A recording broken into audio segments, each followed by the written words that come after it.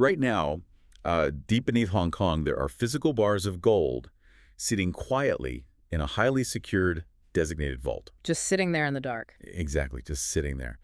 But the real story today, the thing we really need to talk about, isn't actually the metal itself. It's the invisible, brand new digital superhighway that was just built right on top of it. Yeah, that's where the actual revolution is happening. Right. So welcome to today's deep dive. It is Saturday, July 18th, 2026, and I am your host. And I am your resident market expert. Glad to be here. We are looking at a massive, and I mean massive, shift in the global gold market today. And we aren't talking about, miners striking a new vein deep in the earth somewhere. Right, no pickaxes today. Yeah, no pickaxes. And we aren't looking at some chaotic, sudden price spike on the trading floor either. Today is entirely about the plumbing. The plumbing. I love that term for this. It really fits, right? The underlying pipes, the digital ledgers, the infrastructure that silently moves the world's wealth from one side of the globe to the other. And the plumbing of global finance is, well, it's the kind of system you literally never think about until it changes. And right now, over in the Asian markets, it is changing in a very structural, permanent way. It really is. And to guide us through this structural shift, we are looking at a brilliant new analysis by Doug Young. Yeah, Doug's work is fantastic. It really is. For those who don't know, he is a veteran financial researcher and a former financial director. He has over 20 years of experience just staring deep into the mechanics of these financial markets. He really understands the nuts and bolts. He does. And the focus of his latest report is Hong Kong's launch of a brand new central gold clearing and settlement system. So our mission for you on this deep dive is to figure out what this new framework actually is. Right, the mechanics of it. Exactly. How the mechanics of this financial plumbing operate at a granular level, and ultimately, what this all means for the entire global bullion trade. Yeah. Okay, let's unpack this. We really need to start by defining the actual entity that just went live, because it's a big deal. Hong Kong has officially begun trial operations for a central gold clearing and settlement system. And this isn't just some small tech startup, right? No, not at all. This is not a private fintech venture. It is operated by the Hong Kong Precious Metals Central Clearing Company. And the key detail here is that it is wholly government-owned. Wow, wholly government-owned. So they are heavily invested in this. Absolutely. In the world of high finance, a central clearing system acts as the ultimate master ledger. It basically inserts itself directly into the middle of the market. Like a massive traffic cop. Exactly. And this specific system is built to handle bilateral and over-the-counter gold transactions, sweep them all onto a single central ledger, connect them to physical designated vaults, and manage unallocated gold balances. Wait, before we get too deep in the architecture there, I want to stop and unpack that last term. Unallocated gold balances. Yeah, that trips a lot of people up. It really does. Because, for those of us picturing physical, shiny bars of gold stacked on wooden pallets with our specific names engraved on them, that is not what an unallocated balance is it? Not even close. Right. So we need to be very clear on the difference between physical custody and paper claims for the listener. That distinction is absolutely crucial. When you hold an allocated gold balance, you own specific serialized bars of gold sitting in a specific vault. Like bar number 1, 2, 3, 4, 5. Exactly. It is your physical property.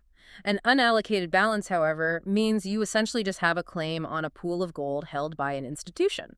So you are basically an unsecured creditor. You are. You don't own bar number 1, 2, 3, 4, 5. You just own the right to, say, 1,000 ounces of the bank's general gold reserves. And historically, trading these unallocated paper claims over the counter has been incredibly opaque. Right. And that opacity is exactly what Doug Young's analysis is pointing to. Because to understand the scale of what Hong Kong is trying to fix here, you have to think about the old way of doing things. It was incredibly fragmented. Yeah, think about it like a fragmented smartphone. Mm-hmm. Imagine you don't have a unified operating system on your phone. Instead, you have completely disconnected separate apps for literally everything you do. That sounds like a nightmare. Right. You use one app to agree on a trade, a completely different unlinked app to wire the massive payment, another completely different system to figure out where the physical gold or the unallocated paper claim is actually stored. And you still have to check the price somewhere else. Exactly. Yet another app to check the current market price. It is just a nightmare of latency and inefficiency. And the friction in that legacy system is immense. I mean, the traditional over-the-counter or OTC market relies heavily on bilateral agreements. Meaning just two parties talking directly to each other. Right. So say a hedge fund in Singapore and a bank in London want to do a trade. They have to figure out the trade, the payment, and the delivery all on their own. Just sending emails back and forth. Emails, making phone calls, updating their own separate ledgers. There is no single source of truth in that scenario. So what Hong Kong just rolled out is essentially the massive, unified operating system upgrade for this entire market. That is a perfect way to put it. Instead of all those disconnected processes, this new central clearing company combines the clearing, the settlement, physical storage, the digital connectivity, and the pricing tools, all into one seamless ecosystem. Right. You aren't treating gold trading as a standalone function anymore. It is a complete end-to-end environment. And what really jumps out of the research to me is that this isn't just, a theoretical white paper sitting on a bureaucrat's desk somewhere. Oh, no, it is highly practical. And it is actively processing data today. Right now. Right now. The first batch of physical gold has already been deposited into their designated vault. Wow. Furthermore, the first batch of live trading and settlement activities has been successfully completed. So it works? It works perfectly. They have the physical metal secured in the building, the digital master ledger is actively recording the trades, and the settlement network is successfully processing the transfers between these massive institutions. Okay, I have to challenge the premise here, though. Let me play devil's advocate for a second. Go for it. Because you and I both know, and honestly anyone watching the markets knows, that Asia is already a massive, dominating center for physical gold demand. Oh, absolutely. Consumers, central banks, and institutions in Asia have been buying, selling, and hoarding gold for decades without this new framework. So why did they need to build this huge, complex, government-backed system today? Weren't the banks and sovereign wealth funds already buying and trading gold just fine over the counter? What's fascinating here is exactly that point. Right. The raw demand is undeniably present. Asia is a massive consumer of physical bullion, we all know that. But, doing just fine with bilateral trades is a far cry from operating at maximum global efficiency. Okay, that makes sense. When institutions are moving billions of dollars of wealth across borders, the two biggest enemies they face are operational friction and counterparty risk. Ah, counterparty risk. That is the big one. The ever-present fear that the institution on the other side of your billion-dollar trade is going to go bankrupt or simply fail to deliver before the transaction is finalized. Exactly. It is the absolute nightmare scenario for any clearing desk. I can imagine. Think about it. If an institution in Hong Kong agrees to buy a massive tranche of gold from an institution halfway across the world, there is a dangerous settlement gap. Right, because of the time it takes to move things. Yeah. So who moves first? Do you wire the hundreds of millions of dollars and just hope the unallocated gold balance is transferred to your account? That sounds terrifying. Or do you transfer the gold and pray the wire clears the banking system? In a decentralized OTC market, that settlement risk is borne entirely by the two parties involved. Wow, so they are just trusting each other. Pretty much. But this new central clearing system acts as the ultimate trusted middleman to eliminate that fear. And it does this by utilizing a mechanism called delivery versus payment, or DVP connectivity. Delivery versus payment. Okay, so we're talking about essentially a high-tech financial escrow service, but at an institutional microscopic speed. Basically, yes. How does that actually work on the ledger, though?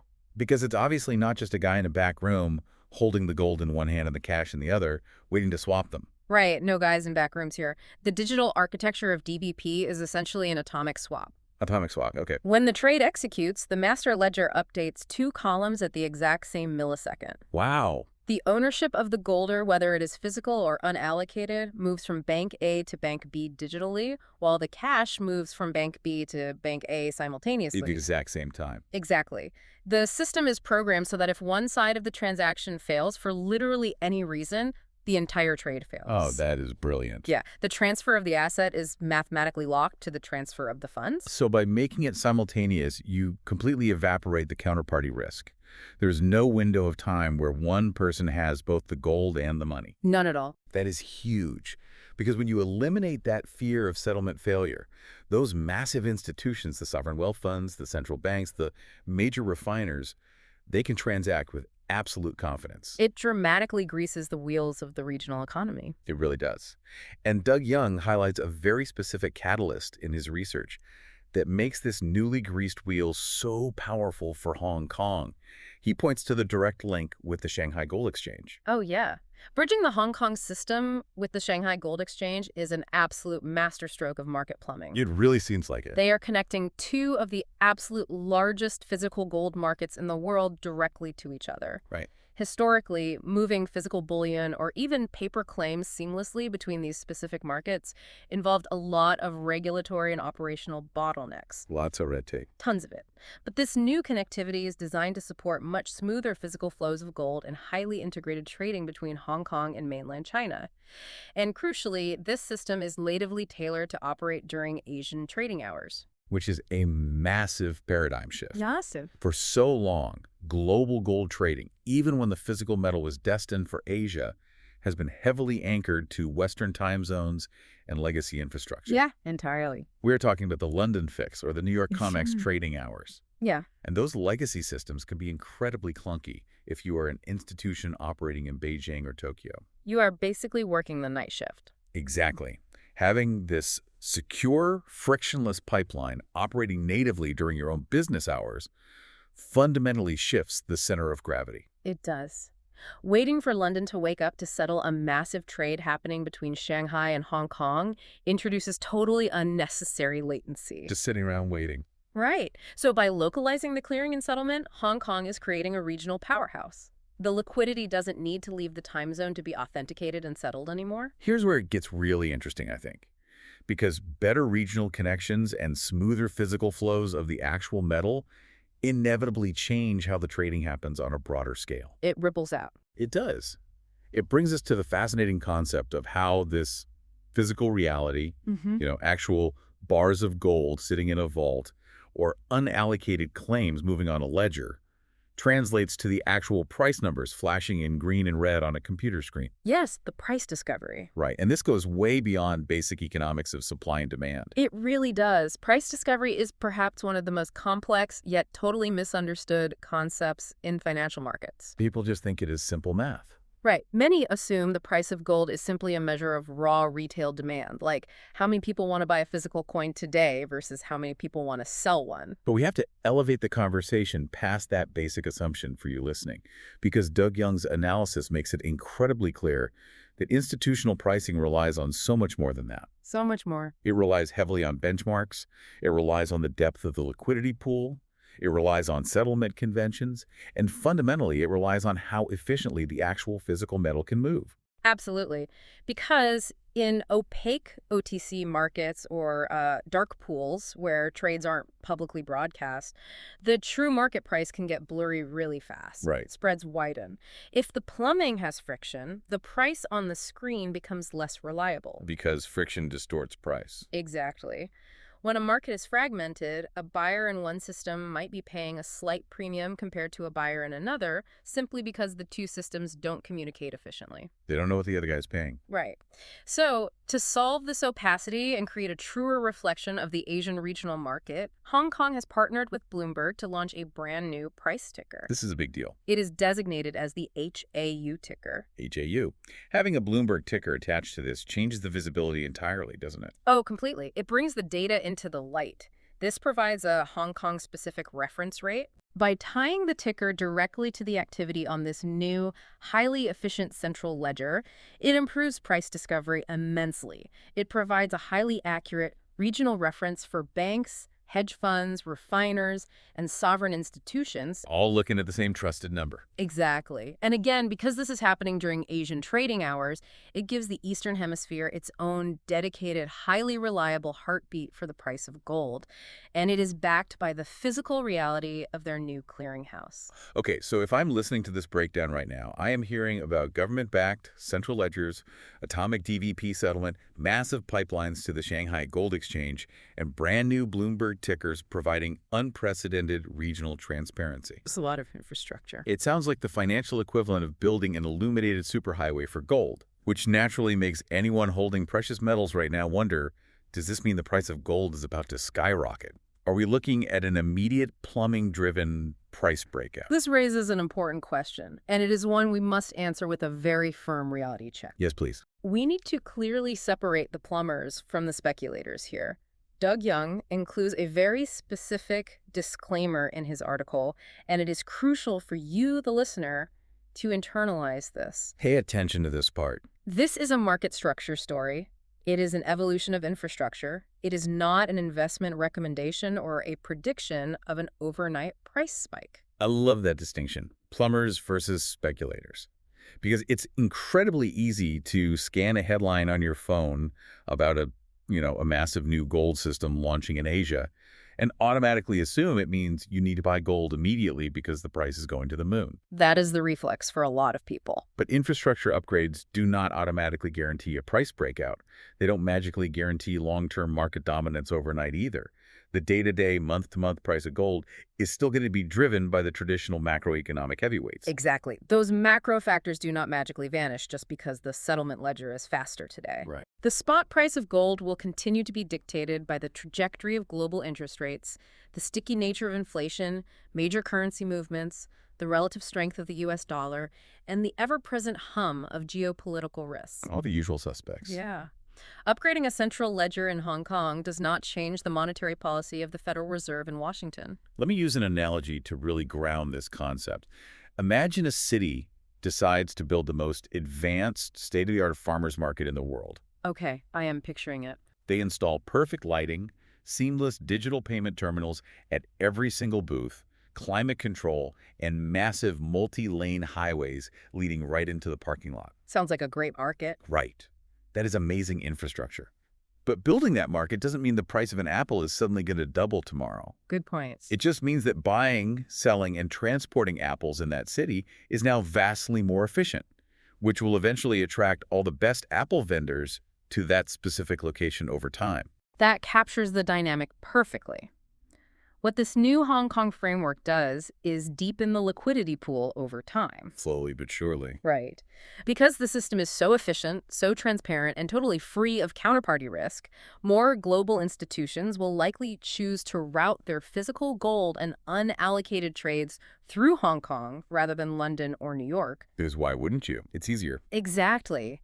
It fundamentally changes how the market functions. It makes it safer, faster, and more integrated. But it does not necessarily dictate where the price of the asset is going in the short term. And that reality brings us to an even deeper mystery in the source material, I think. If this massive system doesn't automatically spike the price of gold, and it doesn't guarantee immediate, massive trading profits for the government, why is Hong Kong pouring so much effort, time, and political capital into building it? It is a huge investment. Right. Why go through the trouble of creating a whole new government-backed clearing company just to be a better middleman? Well, if we connect this to the bigger picture, we see that Hong Kong is playing a much longer, much wider game here. It's a strategic game. Very strategic. This is about establishing absolute structural indispensability. Hong Kong's broader strategy is to become the ultimate global bullion trading, clearing, and reserve hub, period. Wow. This central ledger and the DVP settlement we've been discussing, it is merely the foundational piece of a much larger, highly coordinated puzzle. So they are building a master plan. It's not just about a single ledger. It's about capturing the entire ecosystem. Exactly. The wider package detailed in the analysis includes aggressive expansions in physical storage capacity across the entire territory. More vaults. Lots more vaults. It involves developing world-class refining capabilities right there in the region, so the raw material doesn't have to be shipped out to be processed. Oh, that keeps it all in-house. Right. They are rolling out new, complex investment products tied to the metal. They are engaging in high-level tax discussions and coordinating massive insurance frameworks to make the jurisdiction financially irresistible. They really want everyone to come there. They do. And perhaps most significantly for the long-term structure of global finance, they are laying the groundwork for potentially developing renminbi-linked gold futures. Wait, renminbi-linked futures? So connecting the price discovery and the trading of gold futures directly to the Chinese currency, rather than relying exclusively on the US dollar standard that has dominated commodity markets for decades. That is exactly what it means. That is a massive mechanical shift in how global trade could settle. It really is. Offering an alternative currency rail for commodity pricing is a monumental step in financial infrastructure. Unbelievable. When you look at the entirety of this master plan, Hong Kong isn't just trying to build a bigger vault with a better lock on the door. They are trying to build the most efficient, legally sound, technologically advanced ecosystem for the entire life cycle of gold. From start to finish. From the moment it is refined to the moment it is vaulted, traded, settled, insured, and used as collateral. They want all of that happening under their roof, on their ledgers. So what does this all mean? When you take Doug Young's analysis and synthesize all these mechanical details down to a single lesson, you realize we are looking at a paradigm shift in how we view global finance and power. We really are. For centuries, global commodity centers won out purely based on physical geography. You were a deepwater port city, or you were located next to a major navigable river, or you were situated right on top of a massive gold mine. Your location was everything. Right. Your physical location dictated your economic destiny. But in the modern era of digitized financial markets, geographic luck is no longer sufficient to maintain dominance. Exactly. Global commodity centers now compete on infrastructure just as aggressively as they do on physical geography. I mean, having a deep harbor simply doesn't matter if your digital settlement system takes 3 days to clear a trade, while your competitor across the globe can clear it simultaneously in milliseconds using a central ledger. The milliseconds matter more than the water depth now. They really do. And Hong Kong understands this deeply. They are proving to the market that the digital pipes, the trusted legal frameworks, the atomic settlement algorithms, and the pricing transparency are just as valuable as the physical vaults themselves. Because the plumbing of the market dictates the flow of the wealth. Yes. By upgrading their plumbing to an undeniable world-class standard, Hong Kong is ensuring that the wealth, the liquidity, and the institutional trust continue to flow through their gates for decades to come, entirely independent of the daily price fluctuations of the metal itself. It fundamentally reshapes how you think about the connectivity of the world. And it leaves me with a final provocative thought, something for you listening to mull over as you go about your day today. I love these final thoughts. If robust digital clearing, instantaneous settlement frameworks, and advanced financial plumbing are truly becoming just as important, if not more important, than physical location, Yeah. what does that mean for the future of global finance? That is a big question. Could a completely geographically isolated place, let's say an island in the middle of nowhere with zero natural resources, eventually become the center of the world's physical commodities trade simply by building the absolute best central ledger and digital infrastructure on the planet? It's a wild thought to consider. It really is. It forces us to entirely question what the definition of a financial hub even looks like in the 21st century. It really does. If you want to dive deeper into this topic, and trust me, there is so much more to explore about market structure, retirement planning, and how precious metals fit into the broader economic picture, we have a clear recommendation for you. You definitely want to check this out. For a wealth of related information, head over to goldiRacompaniescompared.com. That is GOLDIRA companies-compared-.com. We have also put a link to this information right down in the deep dive notes so you can easily click through and continue your research. There is always more to learn, and understanding these underlying mechanics is crucial for anyone looking to navigate the broader economic landscape. Thank you so much for joining us on this deep dive. We love unpacking these massive structural shifts with you. Keep questioning the systems around you, keep learning, and we will see you on the next deep dive. Take care. Goodbye, and thank you for listening.